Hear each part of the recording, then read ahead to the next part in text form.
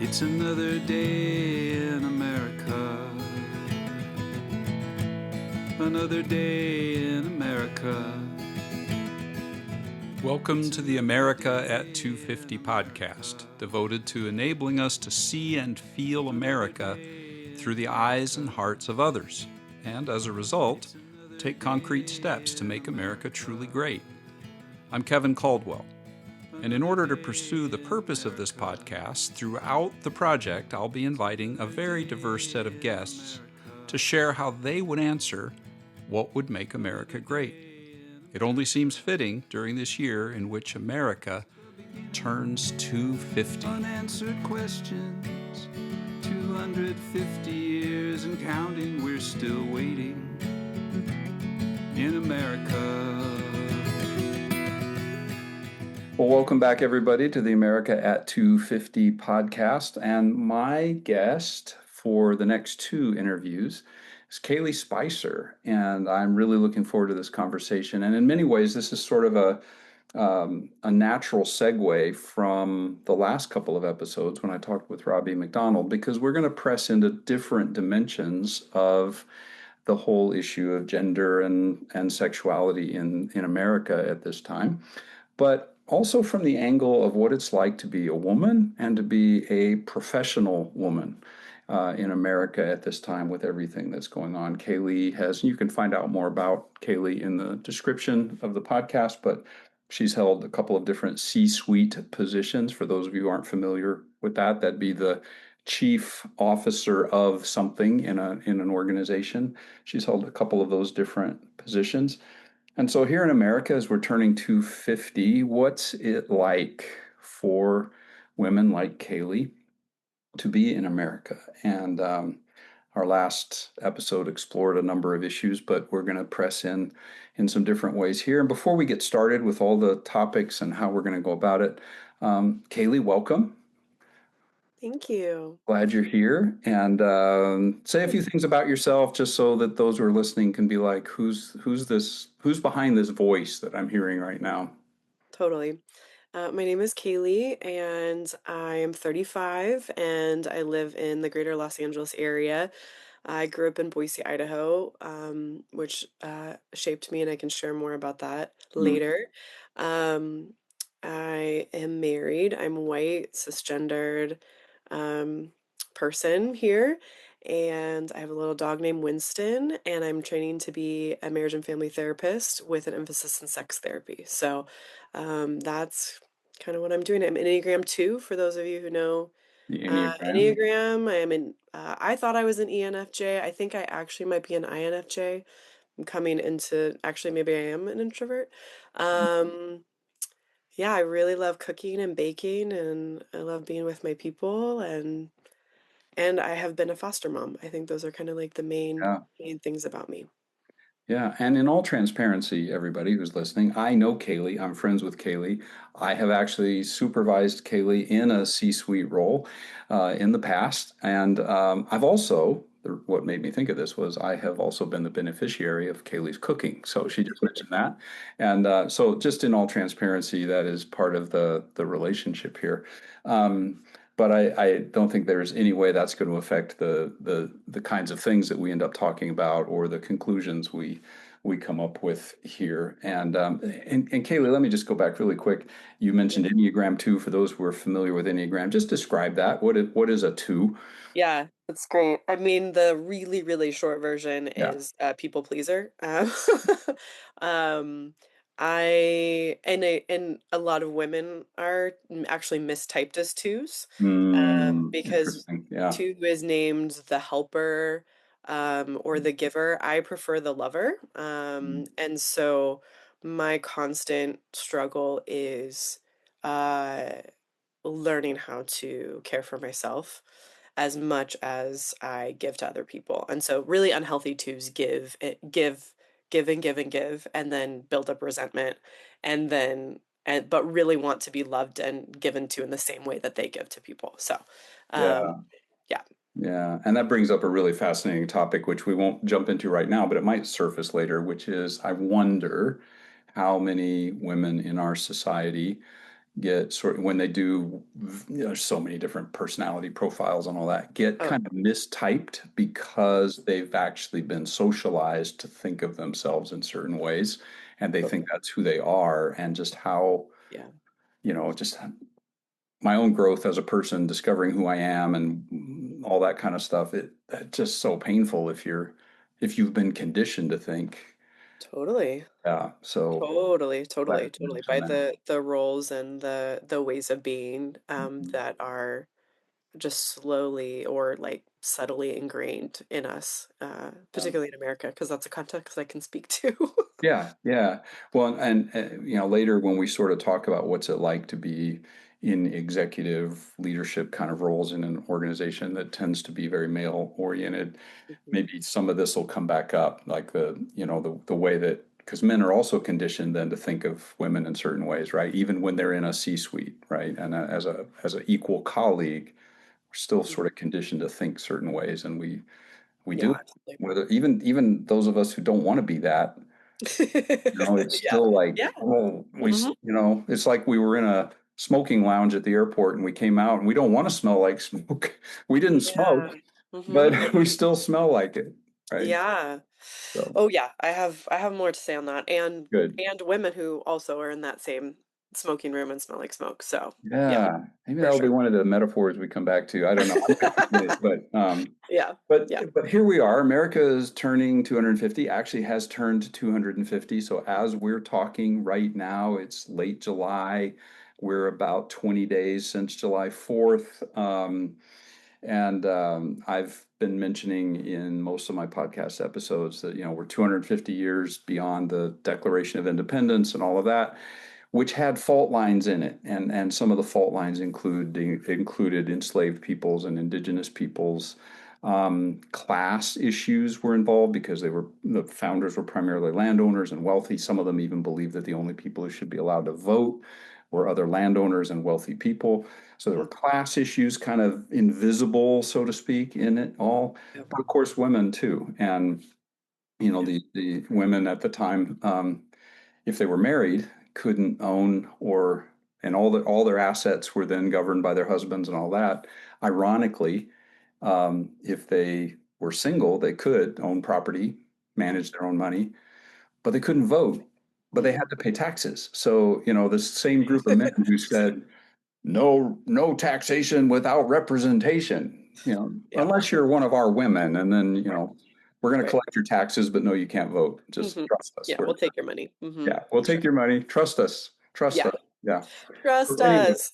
what's that? Famous, trust us. Famous last words. Yeah, yeah. So anyway, that's kind of the original stuff, and I've in several conversations gone back to, past things, but I always like to kind of start with, okay, here's what's been going on. And one of the things that's been going on, we're about a month, maybe 6 weeks past the big celebration of our president's 80th birthday and the big UFC event at the White House and Josh Hawkett's, Michelle Obama's a man, right, America? And, all that kind Yeah, of stuff, right? yeah, We're in the midst of women being erased from government websites, Pentagon websites, NASA websites, any mention of women leadership, even at Arlington Cemetery. I mean, it's just we're in the midst of all that stuff. So, in the middle of all that, with all these celebrations of how great America is, what's it feel like, Kaylee, being you, a woman, in that when you hear all that stuff and you see all this stuff? mm, yeah. Um, the first word that comes to mind is tired. Okay. Yeah. I feel really tired. It just feels kind of like just a continual onslaught or slow trickle, kind of depending Mm, on what's happening.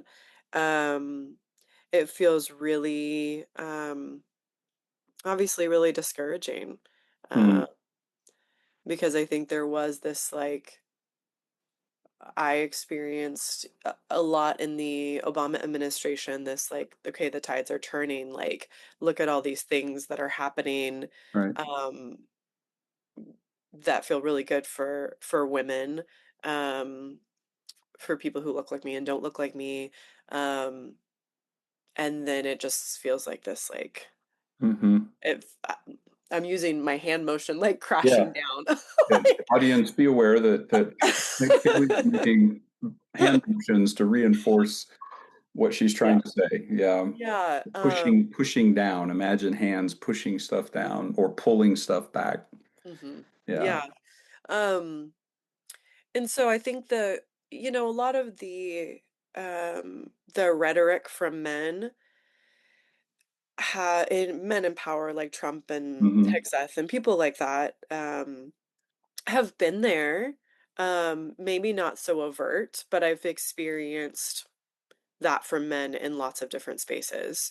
Hmm. So that's not like completely surprising. I think um, when I was reflecting on some of your questions, I think one thing that's really hard for me is the women that are also Hmm. pushing these kinds of things. So, Yeah. um, the Turning Point Women's Conference happened in early June with Erica Yeah. Kirk and a Yeah. lot of like the young um, like tradwife sort of influencers Hmm. and speaking about modern feminism being a threat to biblical womanhood. Hmm. So which is basically that women have traditional gender roles. And this is like thinking, this is Christianity, right? So like Yeah. thinking, I think it's really hard with all the Make America Great stuff, all of it especially, but I'm specifically talking about the women. It's like it feels like it can't be separated from whiteness and it can't be separated from Christianity. Right. It's like the intersectionality of the like speaking about women speaking about women Hmm. and whiteness and Christianity. So for those of you who like maybe don't know what biblical womanhood is, it's just basically this concept that women are subordinate, and so taking different biblical scriptures and saying that men are the head of the household and women are underneath that. So they're advocating for things like a household vote. They're Yeah. like, I don't need to vote.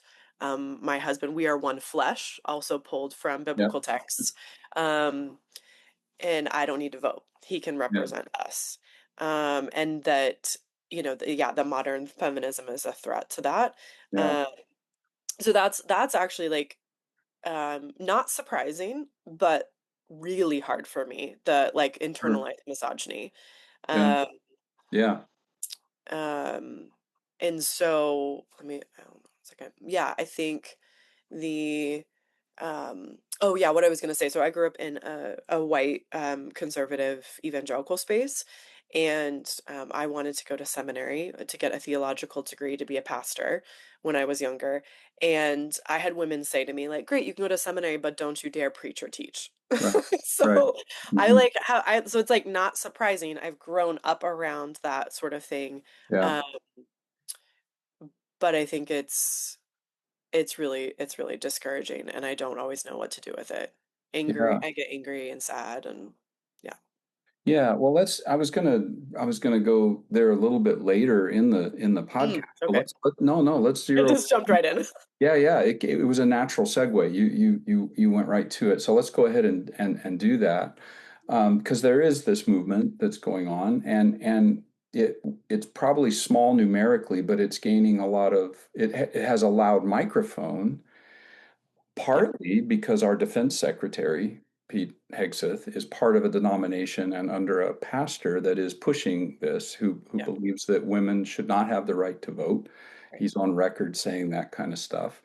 Right. And Hegseth invited him to lead prayer at the Pentagon. So it's not that Hegseth is just in the denomination and not really buying all the or drinking all that Kool-Aid. He's actually putting this guy front and center. So it's gaining more traction than it would if it was just kind of not in that Mm. kind of space.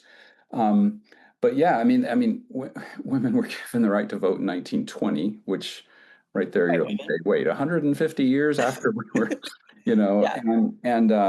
and interestingly, and just a kind of historical note here, um, uh, formerly enslaved, freed black men were given the right to vote sooner, not Mhm. soon enough, and not freed soon enough, just to Right. be clear. Yeah. But that didn't apply to women, freed women formerly enslaved women. It didn't apply to white women. And in fact, there were white women who were really opposed to black men getting the vote. Yep. And then when white women did get the vote in 1920, it was only white women. Hmm. So there's this is a very like, and now we're wanting to take that away, and Yeah. it gets all wrapped up in other issues than just, well, I'm saying just women, not that that's not a huge issue No. all by No, no, no. itself. Yeah, yeah, yeah. You know, It's it's not absolutely intersectional. exclusively that. Yeah, Yes. Yeah, yeah, the yeah. bigger complex of things. Yeah. Um, Yeah. Absolutely. Absolutely. yeah, and it does feel like a step back, and there are women that are supporting that. And this gets to that earlier conversation of the socialization and roles rather than kind of understanding who we are in our own right. Hmm. Yeah, I mean, I'm not a sociologist, so Right. I Yeah. can't like Yeah. Yeah. necessarily talk about how that works in society. But I think for me, again, just briefly going back to being Enneagram 2, I think that was like like it's not my DNA, but what I like, Mhm. it feels like it's like my operating system. Like it feels like, as Yeah. I've used the phrase, like I feel like my operating system is broken. Like I In don't your know how to case, love meaning myself. to be the helper, helper, helper, Yeah, to be helper. the helper, Yep. to when someone asks me something, just to say yes instead of considering if I want to do it. Like it just is it's so automatic, it's so ingrained. And I grew up in Boise, Idaho, which is um now it's actually more evangelical than it was Mormon. When I grew up there, it was much more Mormon than it Okay. is evangelical.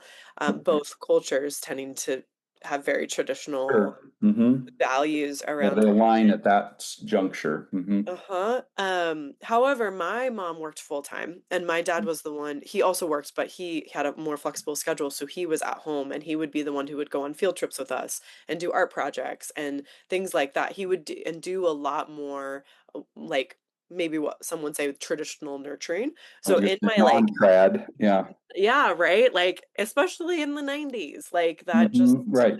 um, millennial dads overall are crushing it, and I'm so proud of them Hmm. for actually being more involved in their kids' lives. So, but I didn't have that experience in my individual household, but I think like surroundings, my church environment, my greater community, um, I think had a lot of like subliminal or like kind of Hmm. under the surface messages that I just like ingrained, internalized over and over and over again. Hmm. Um, so I don't know. Yeah, and I mean, even like, who gets presented in a church setting in the pulpit, who gets Yep. presented in pictures, who gets presented, which is to me is why the removing of people from websites is so powerful, is that Yep. it's on the one hand it's taking down stuff, but it's also like now it's changing the whole, who are Mhm. we representing? Who are we putting forward as the Mhm. ideal? And Yeah, people of color absolutely. as well as women that are being taken down. Yeah. Yes, absolutely. Absolutely. I think interesting you say about putting forward. I think, um, one of and I try not to think in like conspiracy like thinking, but this administration makes me think in like conspiracy like thinking sometimes. So but I just wonder, a curiosity of mine is I look at people like Kristi Noem or Pam Bondi. Those are like two that stick out in my mind Sure. on the Trump administration who failed catastrophically and were ousted or asked to leave or whatever. Um, and so I just wonder if if men put women in positions and set them up to fail Put them up to fail. to have fuel to the fire of women shouldn't be here. I don't know if that was the case. Right. I really don't Sure. know, but Right. it has me just wondering about that. Yeah. Sure. Um, because Strategy. women being on the cabinet, you would think would be exact contrary to what like the women of Turning Point are saying. Of like, don't have a career, stay at Mhm. home, make babies, like be the housemaker. Um, so that's I don't know. Right. I don't really there's just it feels like there's stuff there, but I don't know. Just Yeah, it's interesting probably to worth me. finding out more and talking more about that. But Yeah, but I'm glad you're raising the question. I hadn't thought of it from that angle, and I have thought about, well, then why weren't they? Was there any consideration to replace Christy Nome with another woman, or was it just automatically it's going to be a man? right, right, Which is right. often what happens, right? So Mhm.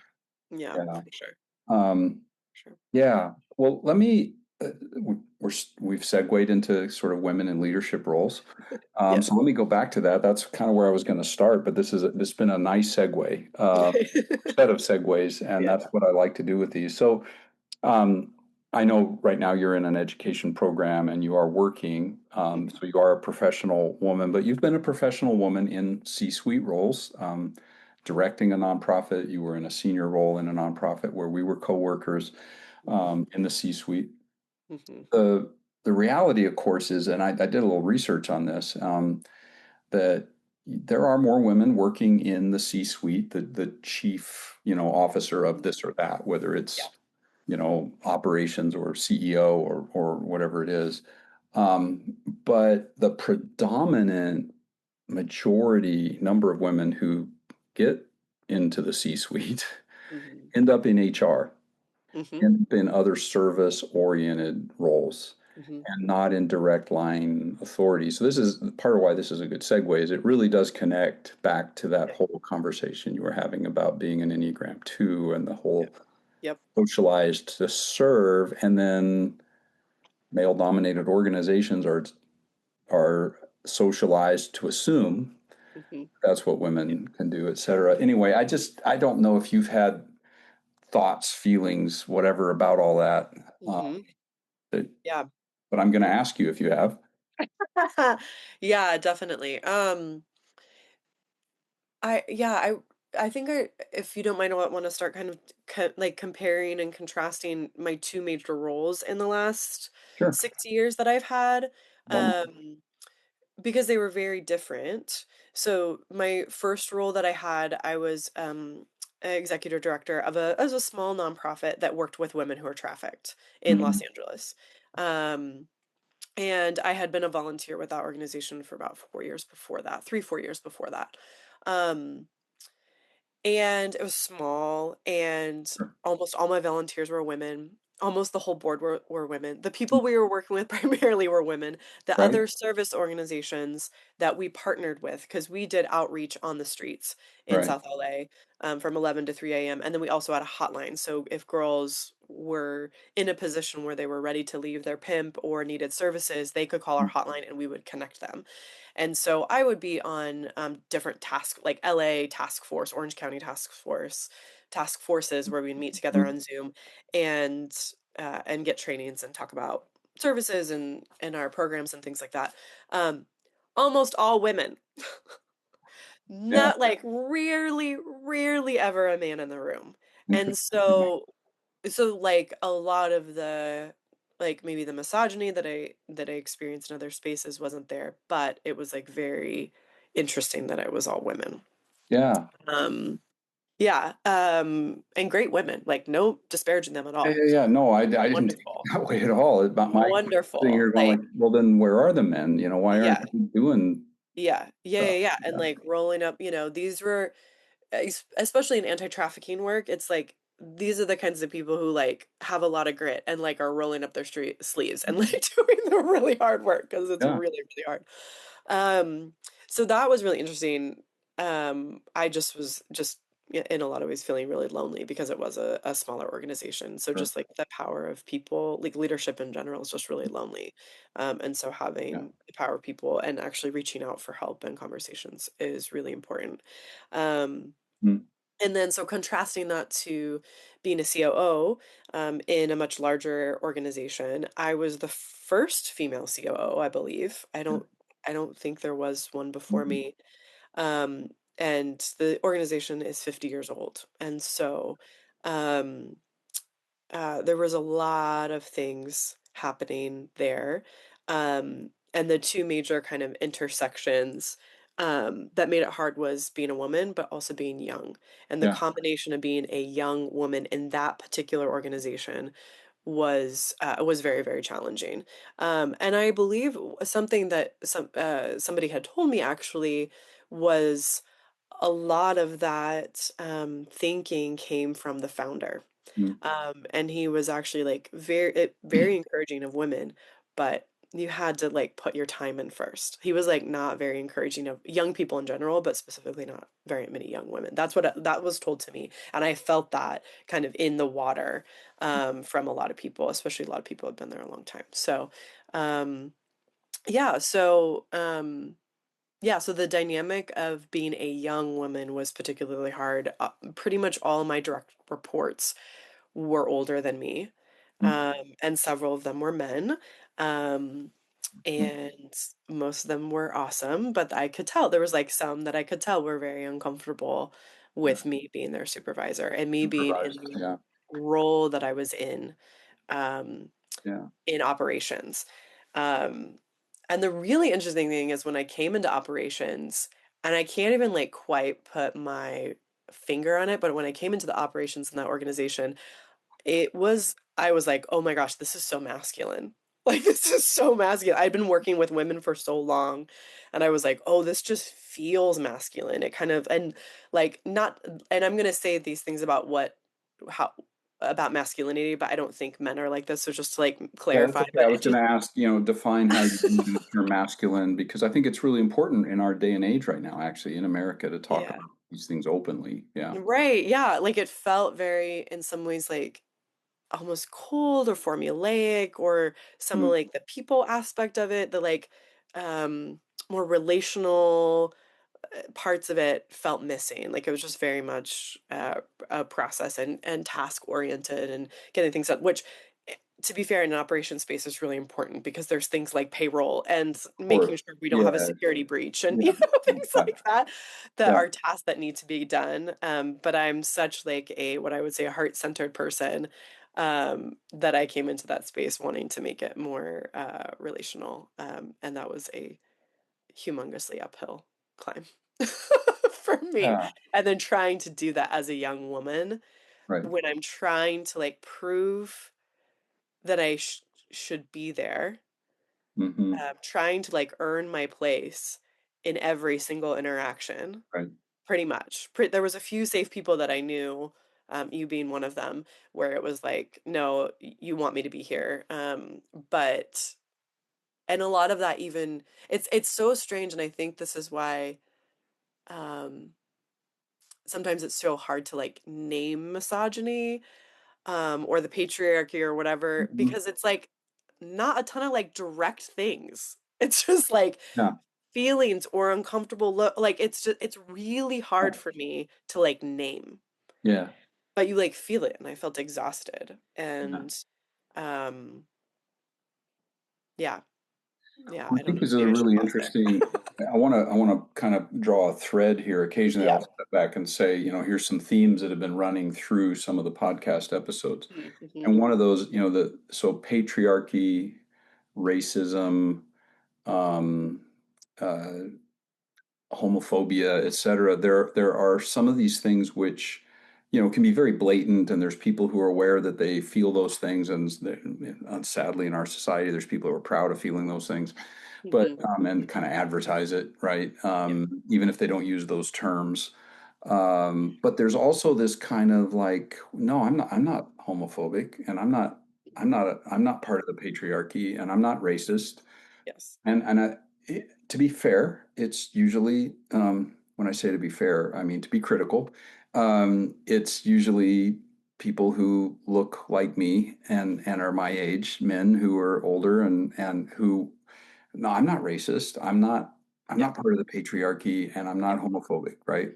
Right. But what you're touching on is something that the subtlety of the systemic nature Mm-hmm. of, and we used the word earlier, socialized to be certain ways, et cetera, which cuts both ways.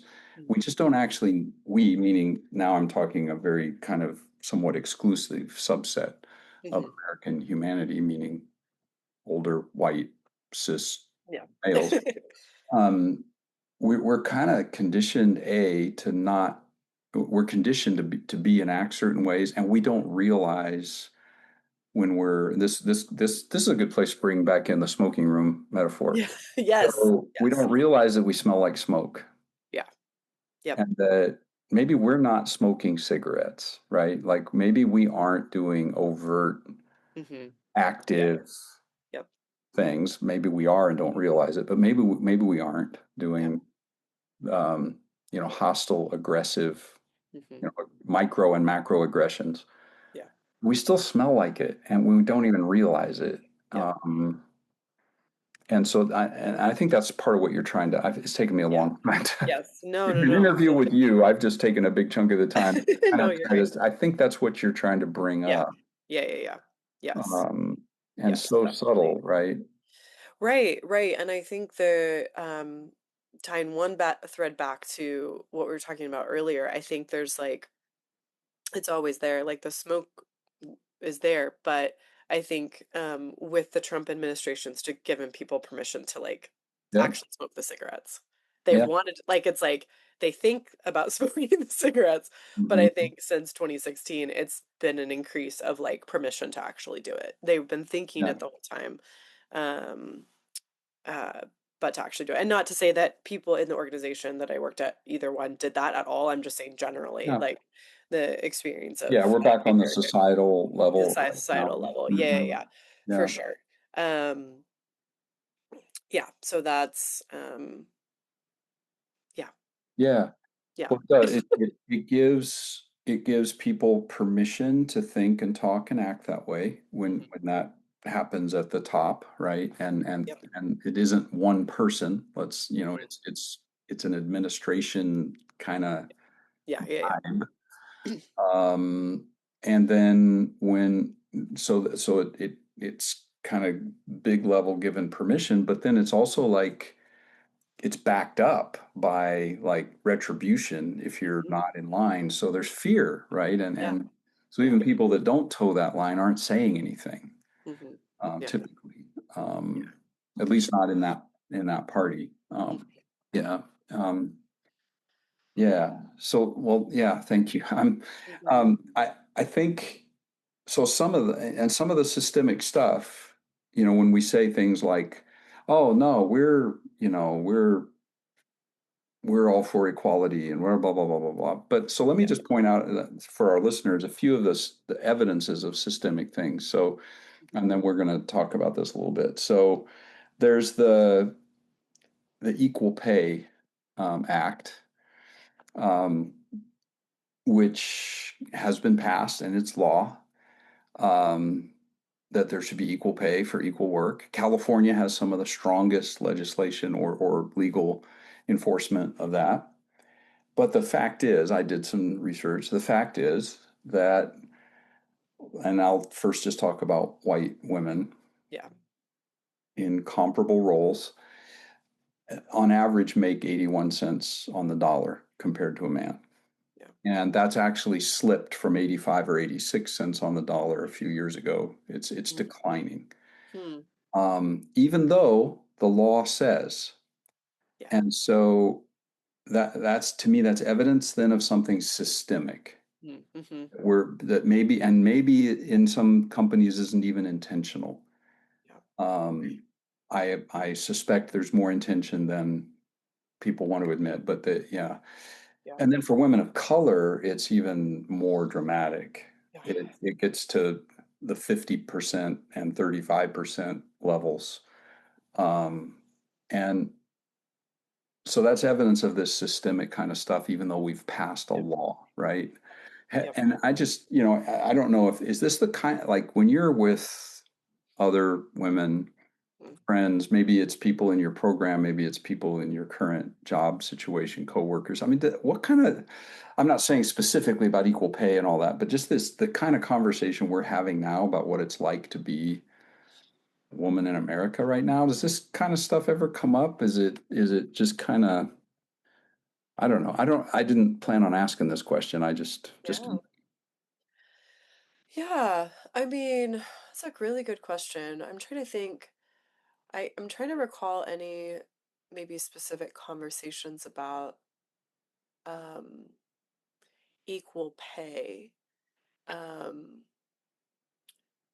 It because in could be America broader we than don't. that, you know. Yeah. Yeah, because I mean, in America we don't talk about how much we make. Like Right. in terms of like we know the stats, right? But we're not talking maybe individually Right. about how much we're making. It's because it's kind of taboo, at least in the Yeah. spaces I've been in. Um, and so yeah, but the um I we have lots of conversations about the smoke in the air though. Okay. Maybe not specifically Yeah. about pay, No, that's but fine. The broader stuff's fine. yeah. Like, what's that like? What kinds of conversations, if you can recall anything, and maybe, Yeah. but I mean, I think a lot of it, phew, trying to think what examples to pull because I have quite a few actually that I can pull, but I'm just trying to figure out how to talk Mhm. about it Yeah, that's delicately. okay. Um,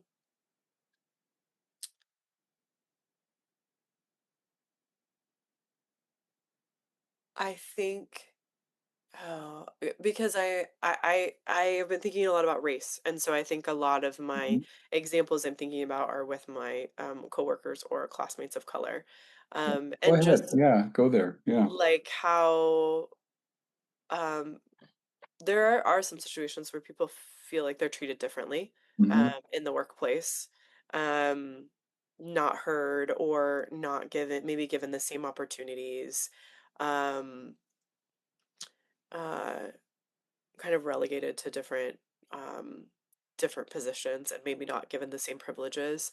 I think the other thing um, is how hearing in the news and how many people have been murdered in the last a month or so, Yeah. it has an effect on it has an effect on people and especially people who look like the people getting murdered. Yep. It really does. It really, really does. It makes it really hard to come to work and focus and all of that. And um, there's been times for me when I've um, heard things in the news about women. I think um, some of the stuff around Epstein and the Epstein survivors, Yeah. like that really Yep. hits, makes it really hard. Um, yeah, especially if you're an empathetic person. Like Mhm. it just like it makes it and you're like, "Oh, this stuff is happening to people who look like me.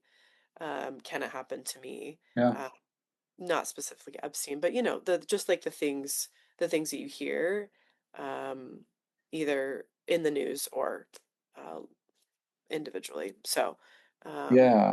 I'm glad you actually brought up the Epstein files. I think that that is I think we're kind of living through a case study of um, in which kind of real attitudes yep, towards women yep, are are being like the light's being shed on those things. yes, Um, yes. Ironically, by trying to cover everything up, we're actually shedding light on what the real attitudes are, which Mhm. is we're going to, dismiss the victims. We're going to Yep, protect the perpetrators. We're going to yep, ignore um, someone who's in office who's actually been already convicted of yeah, stuff, yeah, yeah, um, absolutely. and let him continue. And so, yeah, it just to me that's very revealing Hmm. of the smoke in the room and the systemic stuff that can often be invisible, Hmm. right? Like which we've said, but it's like it's out there. Hmm. And I sometimes listen to the news about it and think, why is no one doing anything? Why is it all being covered up? And Yeah, it's yeah. oh, this is why. Right, right. And if we just going back to Epstein files for a minute, like if we were to have just believed women, we wouldn't none of this would be here, right? Like, and I Right. think the that message of survivors not being believed, Yeah. um, to me hits in a very, very deep place Yeah. in my core of my being. Um, that makes it really exhausting, really scary, really sad, um, and really frustrating. So, Yeah. Because I mean, I think behind the dismissal of the victims and their witness and testimony Yeah. is actually a view of women Hmm. that is really ugly to admit. Hmm. And it's misogynistic, and Hmm. it has to do with sex objects and just all sorts of things. And this, well, it's actually must be their fault. They brought it on themselves. They wanted it. All that ugly stuff. Yes. But it's actually there, right? And it's like Yeah. staring us in the face. Yeah. And Yeah. and that makes me what's it like to be be a woman in a society Yeah. that's being exposed the way it is? It would Yeah. terrify me. Yeah. Yeah. Um, Yeah, for sure. For sure, for sure. And I think I've been talking about the sad and exhausting parts, but I gather a lot of strength from seeing the resilience of the women around me, mhm, especially the women of color. Like, mm, I just, um, it's like unfathomable to me as a white woman what women of color go through um, every single day. And so many mhm. of them in my life are like so strong and so joyful and so like Right. so incredible. Like, Yeah. it's just amazing. And sometimes I feel like just falling apart. I'm like, I need to be stronger.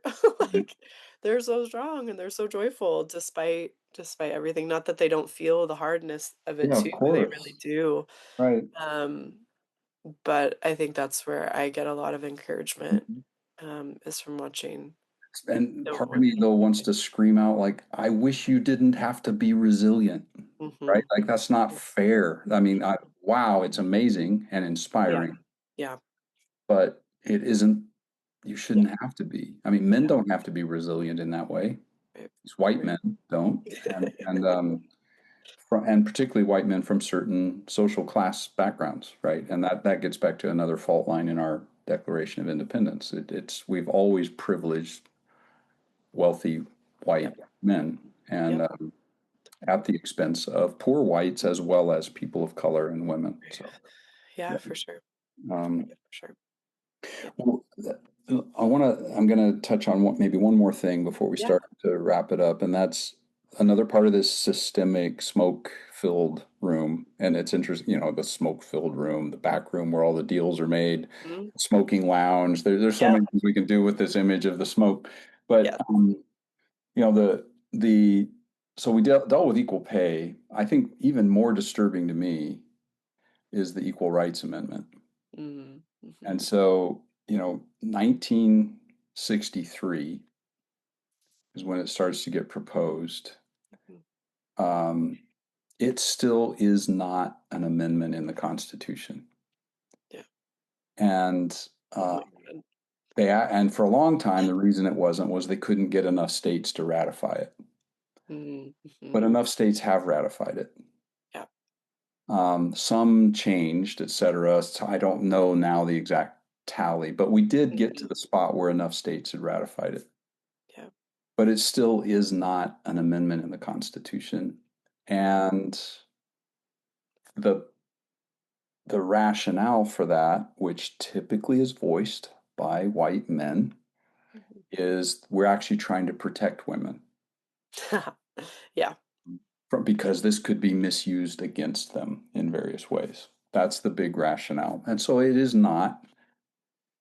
The Equal Rights Amendment is not passed. So, how can we be a nation that says that we hold these truths to be self evident, that all Mhm. people are created equal, when this huge portion of our society, um, we can't even say, oh, let's make that really clear in our Constitution. Let's add an amendment that says Mhm. that.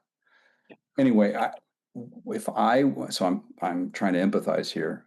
How Good grief. How would that feel as a woman? How If does it got in there or how it feels now not well, being. Okay, let's start with that. What would it feel like if it was ratified? You woke up tomorrow and the headline was Trump overrides the entire judicial system and puts it in place. I don't even know if that's a thing, but Right. anyway, Um, yeah, I think I mean, my initial, especially in this administration, I would be skeptical, right? I'm like, okay, even though it's in there, now um, what? Mhm. now what? What does it actually look like? Right. Um, uh, I think about, and obviously amendment in the Constitution is not the same thing as a law, but I think about Right. like gay marriage getting legalized, and like, great, that's a great, amazing step, but like Mhm. also the other smoke in the air. Yeah. Still, like, the homophobia and the fear and all that is still there. And so I think there would probably be that'd be like, okay, then now what do we do with this now? Let's Yeah. do stuff with this now. But I would definitely be skeptical, not gonna lie. But of course it isn't. And Yeah, so we've been talking about a dream where we wake up and there it is, which wouldn't solve everything. And I think that's a very astute and um, yeah, kind of obvious almost, but very mhm, like, yeah, let's just own yeah, that mhm. we have to be realistic about that. It'd be a nice Yeah, if it could be in the Constitution because that says something, right? mhm, But because theoretically, if there's an amendment in the Constitution, people start fighting for it. mm, Second Amendment. yeah, right. Is Yes, that right? yeah, And then you yes, can't take that away from us. yeah, So, yeah, yeah, yeah. Yep. right. Okay. Kevin, don't go down that rabbit hole. Um, That's a whole other but podcast. what does it feel like that it isn't? It's 1963. Let me do my math. That's 60, more than 60 years Hmm. of what should seem like a no-brainer. Yeah, Um, and it still isn't there. And I don't see any progress towards it yeah. becoming Hmm. passed as an amendment. What's that feel like? I mean, Yeah. Um,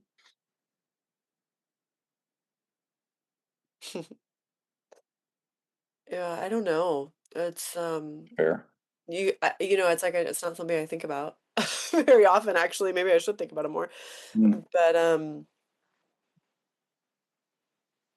yeah, I just think it's um And I mean, what you just said there, I don't think about it very, I don't think most people do. yeah, yeah, yeah. But what really hit me as I was getting ready for our conversation was just how significant it is that we can't pass that. Yeah. That's the like And gut what are we punch. telling women? Yeah, right. Yeah. Yep. I mean, yeah, we're, Right. yeah. It would almost feel like it feels on par with where we're at politically. Hmm. Like, it feels like, yeah, of course, it's not getting in there. Like, no. Um, what's surprising to think is that it couldn't get there in other administrations. I, I, I was just thinking, Obama had 2 terms, Hmm. you know, Yeah. Biden could have had a crack at it. Yeah. Yeah. So that's like the presidents that have been more vocally for women and for equal rights. That's what's like curious to me. Like, I don't expect this administration to do that. It No, feels right. like, yeah. Right.